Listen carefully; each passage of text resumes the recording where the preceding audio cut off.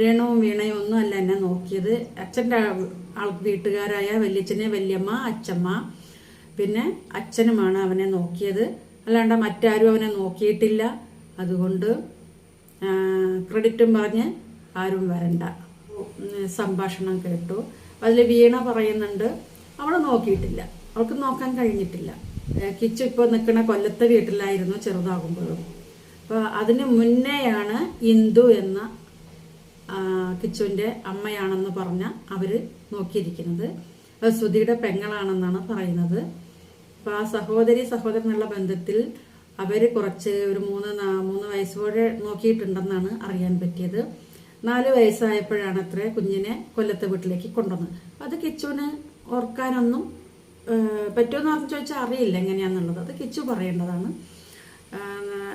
അവരെന്നെ നോക്കിയിട്ടുണ്ട്, ഞാൻ അവരുടെ കൂടെ ആയിരുന്നു എന്ന്. അപ്പോൾ അവരും ഒന്നും പറയുന്നില്ല, അതിനെക്കുറിച്ചൊന്നും കിച്ചു ഒന്നും പറഞ്ഞതായിട്ടില്ല.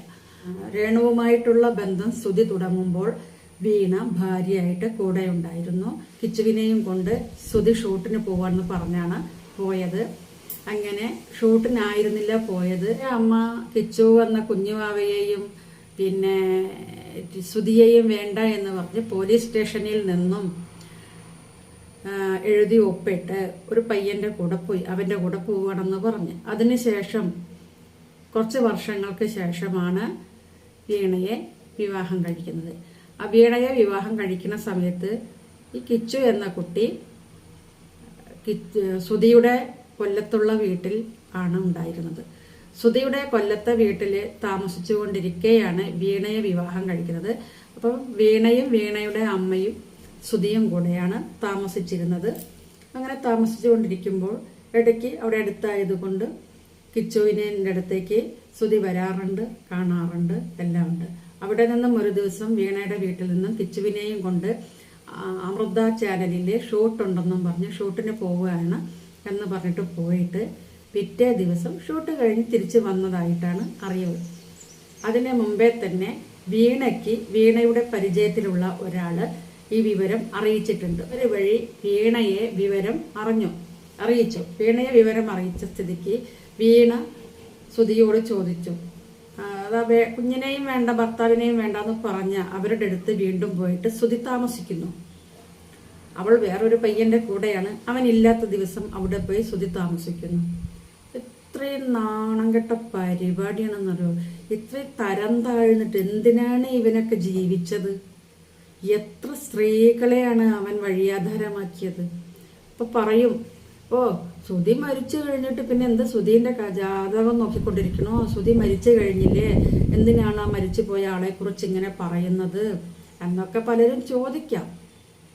ഞാൻ ചോദിക്കട്ടെ, മരിച്ചു കഴിഞ്ഞാലും ജീവിച്ചിരുന്നാലും ഒരു പുരുഷൻ പല സ്ത്രീകളെ പുറകെ ഇങ്ങനെ നടക്കുക, ഒന്ന് മാറുമ്പം വേറൊന്ന്, അത് മാറുമ്പം വേറൊന്ന്. ഒരാളുടെ കൂടെ വിവാഹം കഴിച്ച് ഒരാളുടെ കൂടെ താമസിച്ചു കൊണ്ടിരിക്കുമ്പോൾ തന്നെ വേറൊരു സ്ത്രീയില് ബന്ധം സ്ഥാപിക്കുക. ആ മെസ്സേജ് ഇടലും അവരുടെ ഫോൺ സംഭാഷണവും കൊണ്ട് പൊറുതിമുട്ടുമ്പോൾ ആ കൂടെ വിവാഹം കഴിച്ച് കൊണ്ടുവന്ന സ്ത്രീ മാറിക്കൊടുക്കുമ്പം പിന്നെ ആ ചാറ്റ് ചെയ്തോള അവളുടെ കൂടെയായി പോക്കലും. ഇവൻ ഇത്രയൊക്കെ കപ്പാസിറ്റി ഉണ്ടായിരുന്ന ഇത്രയും സ്ത്രീകളെ കൂടെ ഇങ്ങനെ ഫോൺ വിളിച്ചും അവരെ എല്ലാവരെയും അവൻ പറ്റിച്ചിട്ടുമുണ്ട്. പണം എല്ലാ സ്ത്രീകളുടെ കയ്യിൽ നിന്നും ശ്രുതി പണം കടം വാങ്ങിയിട്ടുമുണ്ട്. ഞാൻ എൻ്റെ സ്വന്തം ഇഷ്ടത്തിന് പറയുന്നതല്ല. ഇതൊക്കെ അനുഭവിച്ചവർ തന്നെ ചാനലിൽ വന്ന് പറഞ്ഞതുകൊണ്ടാണ്, ആ വീഡിയോ കണ്ടതിന് ശേഷമാണ് ഞാൻ ഈ വീഡിയോ ചെയ്യുന്നത്. എല്ലാ കോഴികളുടെയും പുറകെ ഈ പൂവൻ കോഴി പോകുമെന്ന് പറഞ്ഞു കേട്ടിട്ടേ ഉള്ളൂ. വല്ലാത്തൊരു പൂവൻ കോഴി തന്നെയാണ് ഈ ശ്രുതി എന്ന കോഴി. ശ്രുതിനെ പ്രസവിച്ച ഈ അമ്മ ഇപ്പോഴും ജീവിച്ചിരിപ്പുണ്ട്.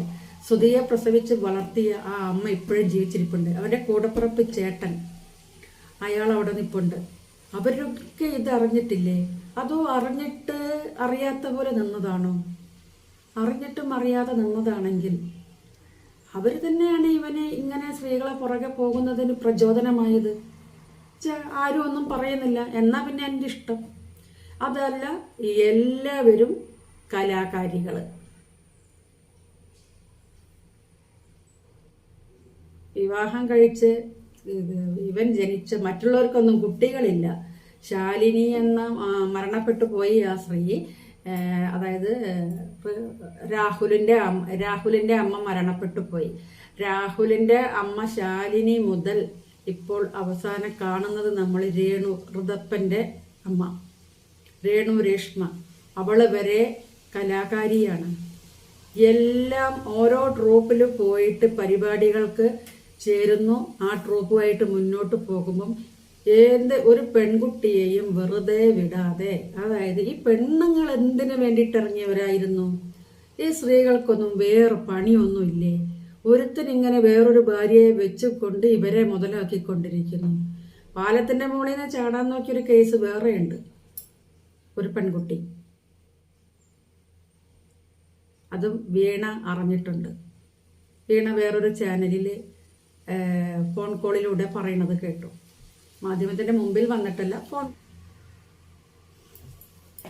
ഇപ്പൊ രേണുവും വീണയും മാത്രമല്ല, ഇതുവരെ വേണു വീണയും ഈ കിച്ചു എന്ന് പറയുന്ന പയ്യന്റെ അമ്മ ശാലിനിയും മാത്രമേ ഉള്ളൂ എന്നാ വിചാരിച്ചേ.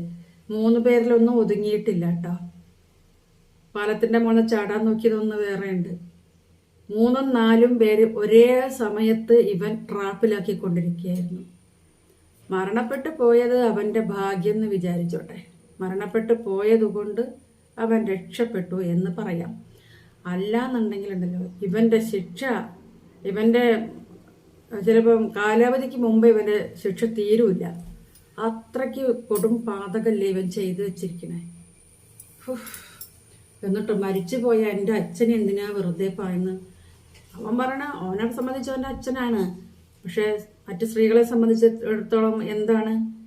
അവരുടെ ഓരോരുത്തരുടെയും ജീവിതം നശിപ്പിക്കുകയല്ലേ ചെയ്തത്. ഇവൻ വിവാഹം കഴിച്ചോളാം എന്ന് പറഞ്ഞ് വിവാഹ വാഗ്ദാനവും നൽകി ഇവരുടെ കൂടെ കൂടുക, എന്നിട്ട് വാട്സാപ്പ് വഴി ചാറ്റ് ചെയ്യുക. ചാറ്റ് ചെയ്ത് കുറച്ചങ്ങ് അടുക്കുമ്പോൾ സ്ത്രീകളുടെ കയ്യിൽ നിന്നും പണം വാങ്ങാം. ഒരിക്കലും അത് തിരിച്ചു കൊടുക്കൂല. ഇതേ പരിപാടി തന്നെയാണ് പുരുഷന്മാരുമായിട്ടും സ്തുതി ചെയ്തുകൊണ്ടിരുന്നത്. പുരുഷന്മാരെ പരിചയപ്പെടുന്നു, കലാകാരനാവാം. കലാകാരനാണ് കൂടുതൽ പേരും, ചെറിയ കലാകാരനായാലും വലിയ കലാകാരനായാലും.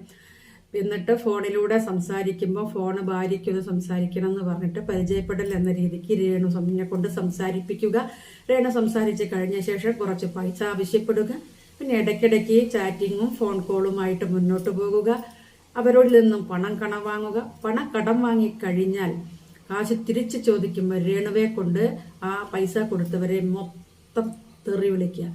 വായിൽ വരുന്നത് കോതയ്ക്ക് പാട്ട് എന്ന രീതിയിൽ രേഷ്മ തങ്കച്ചൻ അതും നടത്തിക്കൊണ്ടിരുന്നു.